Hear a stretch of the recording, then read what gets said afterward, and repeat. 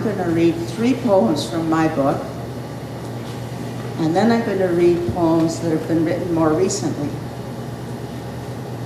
Usually when I read from my book, I construct a mini narrative around J.R. Booth, since he's the main focus of the book. But tonight I'm going to focus on his wife, Rosalinda. The first poem is in her voice. It's situated when they first moved to Bytown as a young couple with their firstborn. And it's named after the firstborn, Frances Gertrude. 1. It won't always be this way, he swears, and tiptoes down the stairs before daybreak. Out through crisping dark, across the misted river, gone till nightfall. In the yard after supper, by kerosene lamp we make shingles. Profits from waste wood, he says. His fro splits as true as a knife cuts ham. My draw knife dresses each shingle. Gertrude curls a shaving around her thumb. We've both known babies, younger brothers and sisters for him and for me. None like our Frances Gertrude. The sleek of her skin, scent of her hair, the way she calms at his voice. While I bathe her, he makes shadow puppets. They wobble with the flame. When she laughs, all 3 of us do. She's smart like her papa, wears me out with her climbing, can't stay away from the staircase. Barely 2, she speaks like a child of 3. I talk to her all day. 2. His workday done, face gaunt, he asks, is she improved? The sheets and diapers I've boiled hang in the room to dry, rice water by her crib, and a jar of Liebig's essence of meat. Her wee face is damp and rashed, shorn scalps wrapped in cooling cloths. Scarlet fever, the doctor said, ulcers in her throat. His tonic smells of ammonia. She will not take it. John willingly pays the doctor's fee, though he vaunts rhizome of Mayapple's proven worth. He tries shadow puppets. Gertrude turns away. 3. Condolences do not soothe, nor John's bony body beside me at St. Andrew's.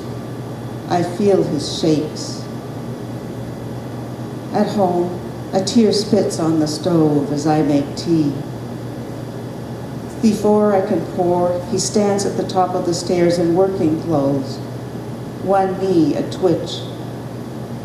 I need to be at the mill, he says. The chair where I nursed her is cold and hard.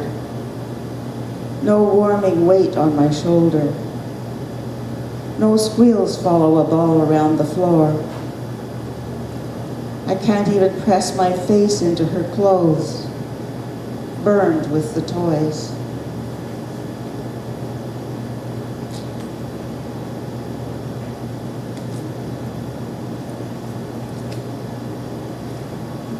This next poem is much later on, when the J.R. Booth business is doing very well and they're living in a handsome home built now down near La Breton Flats, close to the mills where he worked. Everything was going great, and then Rosalinda died unexpectedly at the age of 57. Some of the lines in this poem are taken from newspapers of the time. I think you'll recognize the tone. At the residence of her husband, Rosalinda, beloved wife of J.R. Booth. Lamented lady, worthy lady, a quiet and uneventful domestic life. Not for you his home remedies. 2 doctors pressed trained fingers to your blazing brow, bowed to your rattling breath, fell asleep in death, departed, deceased. At your funeral, 5 preachers presided. 8 prominent pallbearers knew lumber, railways, markets, and your husband. 268 carriages crawled in cortege. In consequence of the sad event, the firm mills at the Chaudière will remain closed until after the funeral. You stirred laundry at the boil in icy rented houses. Hands lie cracked, eyes wood smoked. You chopped rutabagas, scrubbed soot, beat carpets, fetched a plumber to fix the frozen drain, washed small, lifeless bodies. Tender Frances Gertrude, Augusta Adela's flower stem neck, toddler Frank's cowlick slicked to stay. Your photo shows a gold chain watch like his. Please tell me he gave it to you because he knew the labors of your days. His floral tribute, a pillow labeled Mother. Please tell me when he reached for you at night, he called you Rosalinda, Rose. In St. Andrew's Presbyterian, stained glass in your memory, your name misspelled, Rosalind.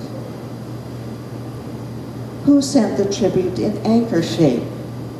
Why did someone send a Maltese cross? Whose were the small cut flower bouquets? He closed all mills for 5 full days.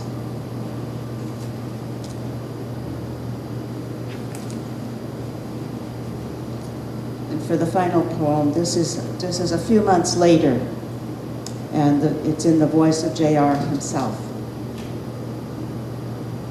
Mending. Welcome, Uncle J.R. The front door opens wide. My nephew summons his mother. I shrug off coat and scarf, lean my cane on the oak hall tree, tendered these tattered mitts, the last pair knit by Rosalinda. Her sister sits, same hitch of her hips, arm twitch, darning egg, needle gleam, weave, female chatter of distant cousins, fire. I melt into the chair.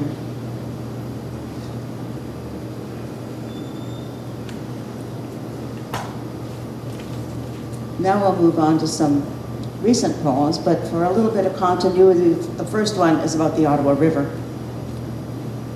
This one will appear in Event next year.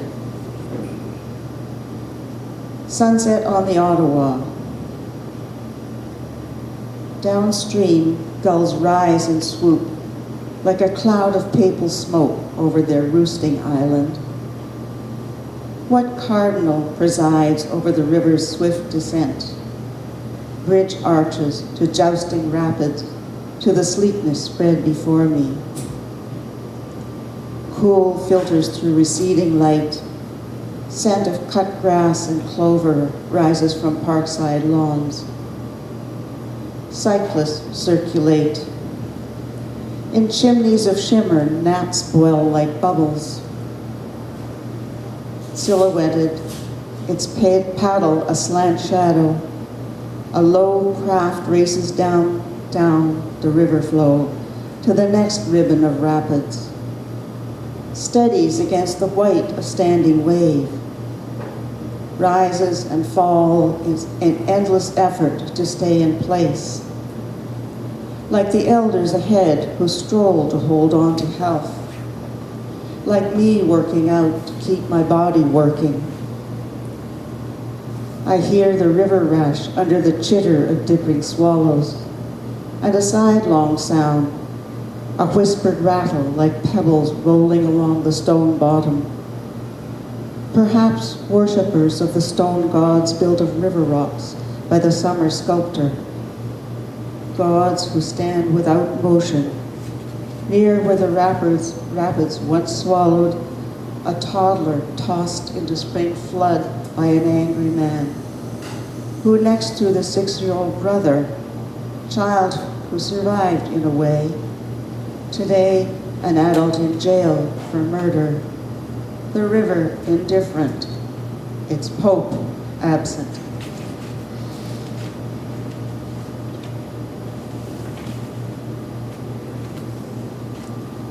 The next two are from a suite of poems I'm working on that are sort of memoir and, well, a lot memoir. The first one appeared in ARC last summer. Turning leaves. Our times raked burnished lines, rooms imagined, gaps for doors, pictured windows, until we kicked the leaf house to oblivion, pitched the bits into bushel baskets, 5 cents apiece, upturned onto the pile Dad heaped for burning. We leapt into their damp, sweet smell, leaf mold returning them to earth. Leaves fall at their peak glory, as we hope we may do. But no, who wants to leave when all is well? Wouldn't we rather wither, suspended from our stems, clinging as long as we can? First fall Dad was gone. We drove into the Gatineau Hills. Sun-crisp crimsons quivered in the wind. Below the lookout, hollow valley, diminished river. Dad's garden entombed in unraked leaves. Too soon for us, but so he chose. Leaves today stream sideways, brown and curled, swirled up.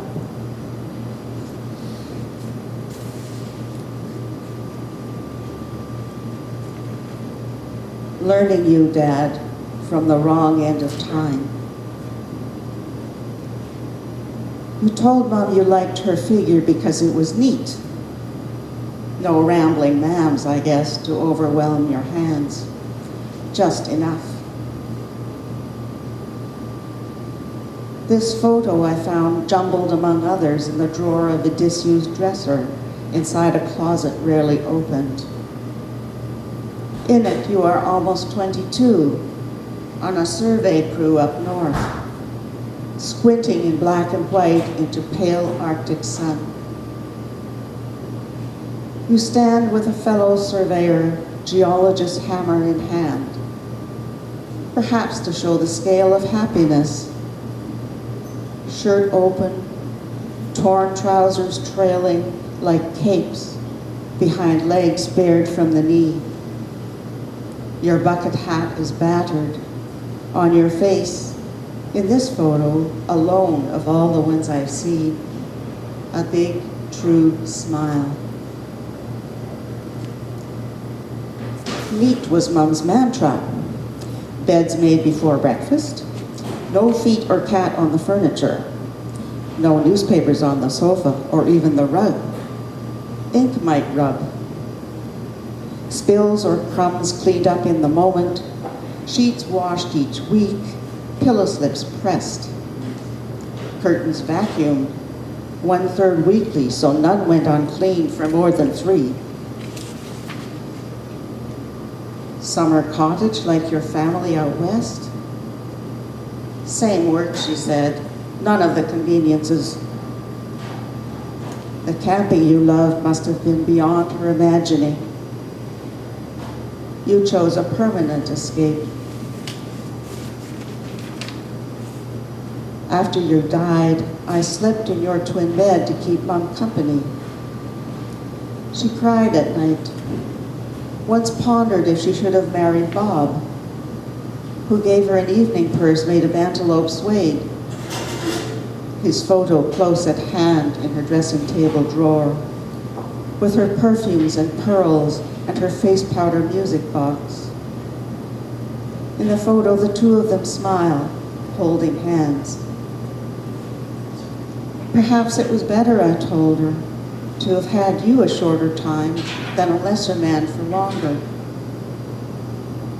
I was a child then, knew not whereof I spoke. When she died decades later, I kept the purse.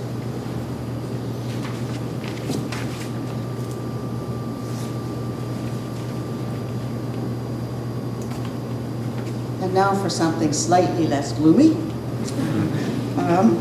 a poem about perfume. Did you know that perfume came from the Latin perfumare, to smoke through? Perfumes.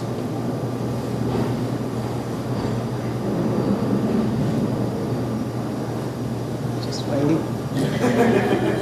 Cleopatra, I can't compete against that. Cleopatra reclined in rose-melt water baths. Mark Antony swooned at her barge's scented sails. The Prophet Muhammad loved musk, said, "Beloved to me in the world are women and perfume." Princes perfumed their beards. Catherine the Great wore scented gloves. Stench from leathers, tanned near grass, drowned in its flowers. Perfume artists, known as noses, trained their senses to detect hundreds of notes, orchestrate accords of blossoms, tree barks, mosses, spice, musk from dead civet cats. Today's perfumers create from a vaster palette, blooms from Morocco, Malaysia, night jungles of Central America, new scents defined by the nose of gas chromatograph mass spectrometer, lab composed into chemical arpeggios, linalool, helionol, methyl cedral ketone, 700 tones in Estee Lauder's Beautiful. Today's scents emanate not just from wrists and earlobes, fluids for cleaning floors, canned drinks, and the fabric softener that on my neighbor's wash days smokes my street like forest fire. Thank you so much for paying attention. I'll leave you with one last short poem for winter.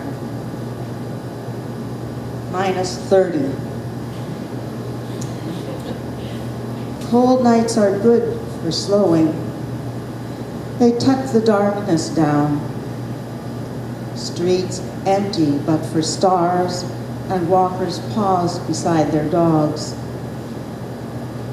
Cold nights, the park becomes a grotto. White candle glow from supplicant snow. Trees tall priests, forgiving arms extended. At evening's end, sleep's quilted cave. Cool air blesses my brow. Thank you very much.